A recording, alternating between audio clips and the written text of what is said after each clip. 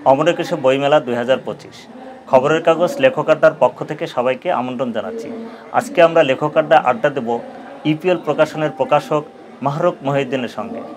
এবারের বইমেলা আপনার কাছে কেমন লাগছে?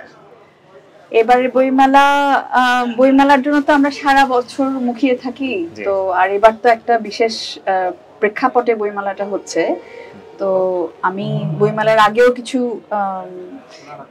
সাক্ষাৎকার বা লেখালেখিতে আমি বলার চেষ্টা করেছিলাম যে বইমেলাটার ব্যাপারে আমাদের প্রত্যাশা কিরকম বা কি আমরা দেখতে চাই বইমেলায়। সেই অনুযায়ী আমি বলবো যে চেষ্টাটা অবশ্যই ছিল বইমেলা একটা ভালো আয়োজন হিসেবে করার, এবং আমি আশা করছি যে এখনো আমরা যেরকম পাঠকদের সমাবেশ দেখছি তাতে আমরা আশাবাদী যে বইমেলাটা একটা সবার কাছে গ্রহণযোগ্য, এবং যেটা আমরা সবসময় বলি যে বইমেলা, এই বাংলা একাডেমির বইমেলা আমাদের প্রাণের মেলা, সেই প্রাণের মেলার আমেজটা আমরা ধরে রাখতে পারবো। তবে বোধহয় এবার আমাদের আরেকটু যদি আইন শৃঙ্খলা ব্যবস্থাটা আরেকটু ভালো হতো, আরো কিছু কিছু ঘটনা আপনি জানেন যে এর মধ্যে কিছু অপ্রীতিকর ঘটনা হয়েছে, সেগুলো না হলে আমাদের আরো অনেক ভালো লাগতো। আচ্ছা, আপনার ইউনিভার্সিটি প্রেস লিমিটেড থেকে কি ধরনের বই বের করেন বা এবার উল্লেখযোগ্য কি বই বের হয়েছে? আপনি জানেন হয়তো যে ইউপিএল থেকে আমরা সাধারণত গবেষণাধর্মী বাংলা এবং ইংরেজি ভাষায় গবেষণাধর্মী বই খুব বেশি করি। আমাদের এবারও তাই ফোকাস ছিল। বেশিরভাগ বই আমাদের যেগুলো প্রকাশিত হয়েছে সেগুলো কোনো না কোনো ভাবে নন ফিকশন এবং গবেষণাধর্মী বই আমরা প্রকাশ করেছি। তার মধ্যে এবার যেটা সবচেয়ে বেশি সাড়া ফেলেছে সেটা হচ্ছে অধ্যাপক আব্দুর রাজ্জাকের, জাতীয় অধ্যাপক আব্দুর রাজ্জাকের যে ওনার থিসিস ছিল পলিটিক্যাল পার্টিজ ইন ইন্ডিয়া, সেটার বাংলা সংস্করণটা এবার আমরা মেলায় আনতে পেরেছি। তো সেটা পাঠকের ব্যাপক সাড়া আমরা পেয়েছি এই বইটার ব্যাপারে। আর আরেকটা খুবই গুরুত্বপূর্ণ বই যেটা বাংলাদেশের ইতিহাসের উপরে সারা বিশ্বে বেশ সমাদৃত হয়েছে, এটা হচ্ছে উইলিয়াম ভ্যান স্যান্ডেল, যিনি ডাচ গবেষক, নৃবিজ্ঞানী এবং অনেক বছর ধরে বাংলাদেশের উপরে কাজ করছেন। অন্যান্য বেশ কিছু বই আমরা প্রকাশ করেছিলাম।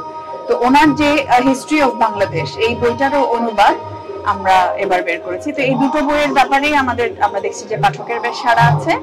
এছাড়াও আছে আরো বেশ কিছু গুরুত্বপূর্ণ বই, যেমন কাপ্তাই বাঁধ বরকরম, এটা হচ্ছে সমারি চাকমার একটা গবেষণার কাজ, এবং এটা কাপ্তাই বাঁধের যে ভাঙনের পরে যে ওই জনপদের উপরে যে আপনার বন্যাটা হলো এবং এরপরে প্লাবনের যে অনেক তাদের অনেক আত্মীয় স্বজন বা ওই সময় একটা বড় জনগোষ্ঠীকে মাইগ্রেট করতে হয়েছিল। তো উনি গবেষণা করেছেন যারা মাইগ্রেট করেছেন এরকম কাউকে এবং আবার যারা তাদের উত্তরসূরি এরকম অনেককে উনি ইন্টারভিউ করে এই বইটা তৈরি করেছেন। অত্যন্ত হৃদয়গ্রাহী গবেষণার কাজ। তো এটাও খুবই গুরুত্বপূর্ণ বই, এটা আমরা এবার মেলায় আনতে পেরেছি। এটা মানে 3টা বই বললাম, আরো বেশ কিছু ভালো ভালো কাজ এবার আমরা মেলায় নিয়ে আসছি। এবং আরেকটা খুবই গুরুত্বপূর্ণ বই যেটা 34শে জুলাই, এটা সারা দেশের যে দেয়াল চিত্র গ্রাফিতি, এটা একজন কাউসার হোসেন, মোহাম্মদ কাউসার হোসেন, উনি সংগ্রহ করেছিলেন সারা দেশ থেকে আর কি। তো ওনার এই সংকলনটাও আমরা এবার বের করলাম আর কি। আচ্ছা, তো বইমেলাতে দেখা যাচ্ছে অনেক বই বের হয়, তো বড় বড় প্রকাশনা ছাড়া ছোট ছোট যে প্রকাশনা বেশিরভাগই সম্পাদনা পরিষদ নেই। তা আপনি কি মনে করেন যে একটা বই মেলায় আসার আগে বা প্রকাশ হওয়ার আগে সম্পাদনার গুরুত্বটা কতটুকু, এটা কি মনে করেন? সম্পাদনার গুরুত্ব তো একেবারে, না হলে আপনি প্রকাশক হলেন কিভাবে? মানে আপনার সাথে একজন মুদ্রণ শিল্পের মুদ্রণকারের পার্থক্য কি? যদি আপনি সম্পাদনায় না করলেন তাহলে আমি প্রকাশক কেন? আর মানে এই পার্থক্যটা তো আমার মনে হয় আমরা এখনো বোধহয় সেই ব্যাপারে যথেষ্ট সচেতন না। এবং আমি তো খুব বেশি মনে করি যে সম্পাদনা ছাড়া যখন আমি একটা বই পাঠকের হাতে তুলে দিচ্ছি, আমি তো তার সাথে প্রতারণা করছি। কারণ সম্পাদনা না করে উনি তো একটা ওনার পয়সা দিয়ে বইটা কিনছেন, তাই না? এটা তো ওনার কষ্টার্জিত একটা উপার্জন থেকে উনি বইটা কিনছেন, তাকে তো আমি ঠকিয়ে দিচ্ছি। হ্যাঁ, তো সেইটা আমরা কোনোভাবেই মানে সম্পাদনা ছাড়া এমন অনেক আমাদের বরাবর এই অভিজ্ঞতা হয় যে সম্পাদনার কারণে হয়তো বই বেরোতে দেরি হয়, কিন্তু আমরা কম্প্রোমাইজ করি না। আমাদের মন খারাপ হয়, লেখকের মন খারাপ হয় যে হয়তো বইমেলায় বইটা হলো না, কারণ আমাদের সম্পাদনা করে আমরা যে জায়গাতে আনতে হয়তো আমরা চাই যে পাঠকের হাতে তুলে দেওয়ার আগে এই পর্যন্ত অন্তত করতেই হবে। তো সেটা অনেক সময় করতে পারি না, তার জন্য অনেক সময় আর্থিক ক্ষতিও আমাদেরকে হয়তো স্বীকার করতে হয়।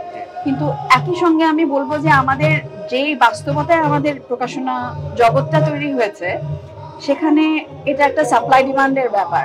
হ্যাঁ, এখন আপনার লেখক চাইছে যে বই দ্রুত বের করতে হবে, হ্যাঁ, কিন্তু প্রকাশক যদি এই দায়িত্ব বোধটা না থাকে, এবং এখানে তো কোনো মানে কোনো রেগুলেটরি কোনো জায়গা নাই যে এসে বলবে যে আপনি সম্পাদনা ছাড়া বইটা বের করেছেন, এটার জন্য আপনার জরিমানা হবে, বা এরকম তো কাউকে আমাদের শাস্তিতে আনার কোনো সুযোগ নাই, তাই না? এটা এক ধরনের দায়বদ্ধতার ব্যাপার, পাঠকের কাছে দায়বদ্ধতার ব্যাপার, আমাদের ইভেন লেখকের কাছেও বইটার কাছে দায়বদ্ধতার ব্যাপার। আমি সবচেয়ে বেশি সবসময় আমরা যেটা বলি যে আমরা বইয়ের প্রতি অবিচারটা করতে চাই না, কারণ লেখক বইটা করেছেন এক ধরনের আবেগ বলেন, তার একটা হয়তো কোনো এক ধরনের তাড়না থেকে তিনি বইটা তৈরি করেছেন, কিন্তু সেটাকে যদি আমরা পাঠকের হাত পর্যন্ত পৌঁছে দেওয়ার জন্য যে ধাপগুলো করা দরকার সেটা যদি আমরা পেশাদারিত্বের সাথে না করি, তখন ওই যে কথাটা বললাম, আমরা বইটাকেও ঠকাচ্ছি, পাঠককেও ঠকাচ্ছি, হয়তো শেষ পর্যন্ত নিজেরাও ঠকে যাচ্ছি। কারণ আমরা যে সংস্কৃতিটা তৈরি করছি এই প্রক্রিয়াতে,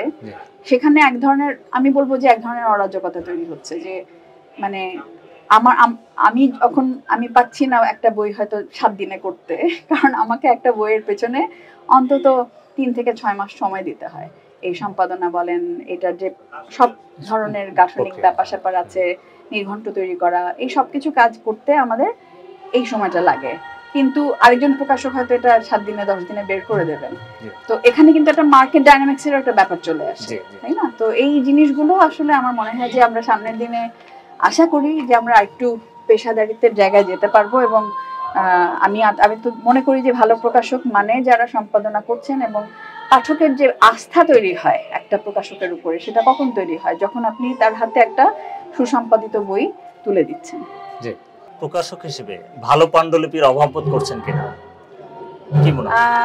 ভালো পাণ্ডুলিপির অভাব আমি সেই কথা বলবো না। ভালো পাণ্ডুলিপি গড়ে নেওয়ার দায়িত্ব অনেকটা প্রকাশকের, কিন্তু একটা যেটা ওই যে ঘাটতিটা আসলে কানেক্টেড, এগুলো মানে যে সম্পাদনার জায়গাটা বলেন, বা এই যে দ্রুত অনেক বই বের করতে হবে, এই যে একটা তাড়না তৈরি হয়েছে, যে আমার অনেকে খুব বড়াই করে বলেন যে আমার তো এই মেলায় 3টা বই বেরিয়েছে। হ্যাঁ, তো আমরা তো নন ফিকশন বই করি, হ্যাঁ, কাজে আমাদের কিন্তু একটা নিশ জায়গা আছে, যে যারা হয়তোবা শুধুমাত্র যারা গবেষণাধর্মী কাজ করছেন আমাদের কাছে অনেকটা ছাঁকনির ভেতর দিয়েই আসে, কারণ অনেকেই জানেন যে আমরা ফিকশন করি না। যদিও এবার আমরা কিছু কিছু ফিকশন করছি, আমরা আশা করছি যে প্রশান্ত মৃধার একটা উপন্যাসও আমরা এবার হয়তো বের করতে পারবো। আমরা বর্ণালী সাহার বই পড়ছি, উনি এবার সৈয়দ ওয়ালিউল্লাহ পুরস্কারও পেলেন।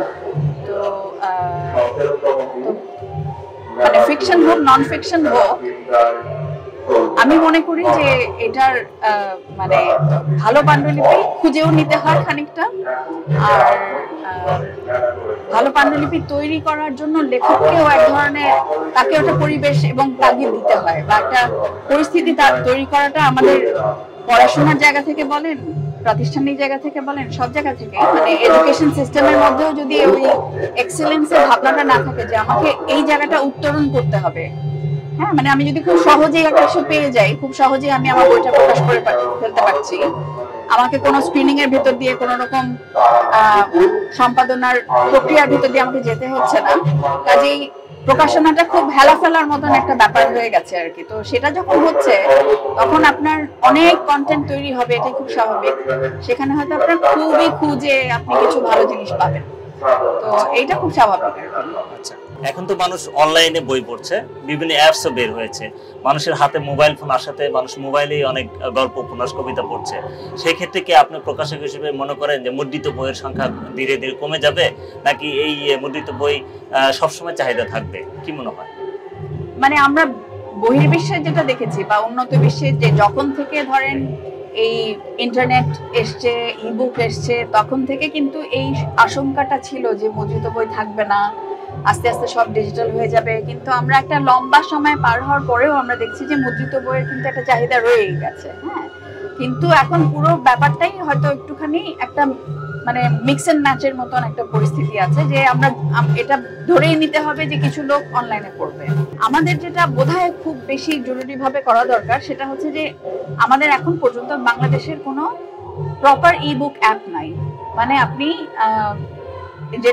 যেটাকে বলে যে আপনার এটাকে ডিজিটাল রাইটস ম্যানেজমেন্ট এর যে ফিচার্স আছে সেগুলোকে এনশিওর করে, অর্থাৎ আপনার কন্টেন্টটা তো আপনাকে সিকিউর করতে হবে যাতে এটা আপনার ইচ্ছা মতো পাইরেসি যাতে না হয়ে যায়, তাই তো? এটা তো ডিজিটাল পাইরেসির মতনই একটা ব্যাপার কিন্তু এখন আমাদের তৈরি হয়েছে। আমাদের অনেক বই অনলাইনে পাওয়া যায়, হ্যাঁ, তো সেটা কিন্তু এক ধরনের ডিজিটাল পাইরেসি, এক ধরনের না, এটা it is a digital piracy, হ্যাঁ। কিন্তু এটারও কোনো আমাদের আইনানুগ কোনো ব্যবস্থা নেওয়ার মতন আমাদের সেই ফ্রেমওয়ার্ক নাই, হ্যাঁ। এবং আইনানুগ ব্যবস্থাটা আপনি তো বুঝেনি যে আমাদের বাস্তবতায় এখানে আমরা যদি একটা ব্যাপারে এসব ব্যাপারে আমরা আইনি প্রক্রিয়ায় যাই, এটার পেছনে যে শ্রম এবং অর্থ ব্যয় হবে সেটা হয়তো ওই বইয়ের রেভিনিউ থেকে আমাদের উঠবে না, হ্যাঁ।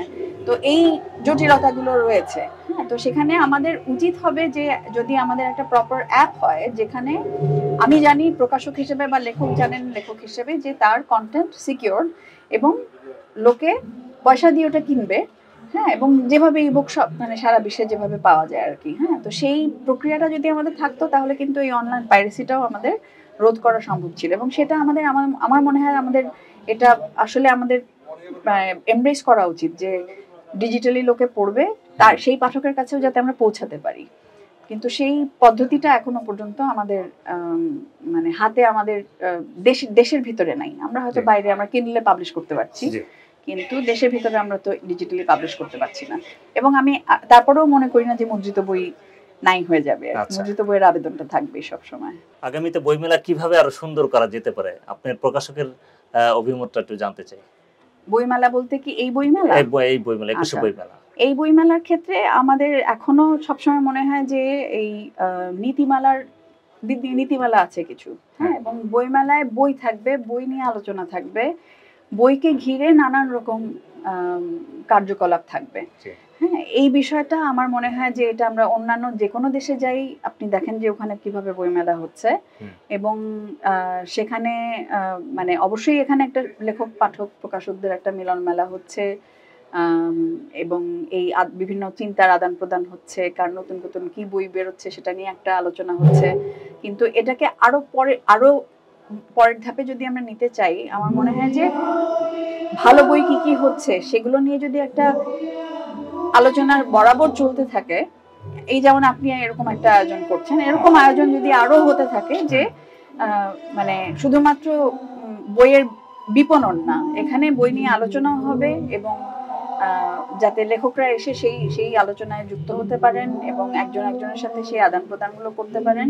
কাজেই এটা একটা বিষয়। আর নীতিমালার জায়গাটা আমার মনে হয় যে আরো শক্তভাবে হয়তো রাখা দরকার, কারণ সেটা না হলে এই যে অপ্রীতিকর ঘটনাগুলো ঘটছে, অনেকের কিন্তু বইমেলায় আসার আগ্রহ ছিল, এসব ঘটনায় অনেকে একটু আতঙ্কে পড়ে গেছেন, আসছেন না।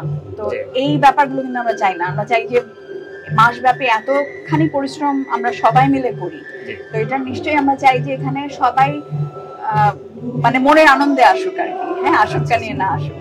প্রিয় দর্শক, লেখক আড্ডায় আজকের মতন বিদায় নিচ্ছি আমি সঞ্জিত সকাল। আগামীকাল দেখা হবে নতুন কোনো অতিথির সঙ্গে। প্রতিদিন চোখ রাখুন খবরের কাগজ লেখক আড্ডায়। খবরের কাগজ, নিখাদ, নির্ভীক, নিরপেক্ষ।